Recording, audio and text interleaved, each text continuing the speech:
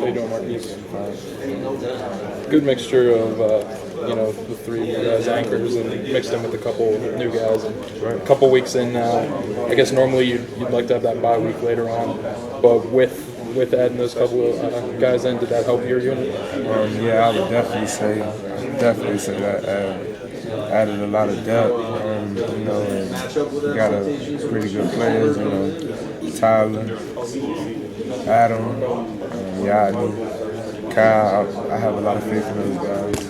That's one thing Dana's kind of talked about, was that he would be happy with more depth at the O-line. Do you feel like going into this Maryland game, if somebody needs to step up, they're ready this week? I would definitely think so. Last week we got a lot of good work. A lot of guys got to play a lot of different positions. But I feel like those young guys are going to be ready when it's their time to be called upon. I have a lot of faith in them. I feel like they'll be fine. Got a border war coming up, one of the few regional rivalries still left. You got Maryland, West Virginia. Talk a little bit about what it means to the team to knock off a team from across the state. It means a lot. We want to keep, want to stay on the winning side. We won 9 out of the last 10 years, but I was a part of that loss 2 years ago where they embarrassed us. They embarrassed us. So, that thought of that game is still fresh in my mind. Not only me, but, a lot of my teammates. We still think about that, and we're going to get out there Saturday.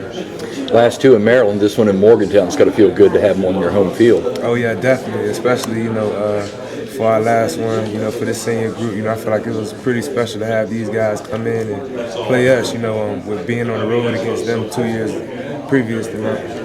And Marquis, talk a little bit about their front, because, defensively they're huge. They're a Big Ten team. What type of a challenge do they pose to you guys? It's a challenge. It's a Saturday evening against a quality opponent, in Maryland, a Big Ten school, they're real big up front. Linebackers got decent size to them.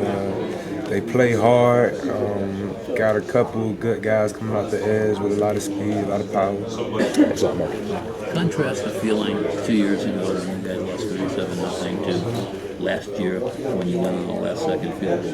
That's like two different worlds. Yeah, it's definitely two different worlds. Man, 2 years ago that game was just horrible. It was just nothing was going right for us. Nothing at all. And I say last year's game, it was one of those games that you fall in love with. One of the games you'll probably tell your kids about one day, because it was just so much going on, and then winning on the last minute field goal like that, and happen to make the play to get down the field to put Josh in a good position to make the field goal, and him executing. It's something I can't explain. Locker room after those two games. Oh man, 2 years ago, locker room. It was like a gray cloud, with just rain, pouring on everybody. Nobody was happy about that. That way outside too. No, definitely, but nobody was happy about that. Players, definitely not the coaches.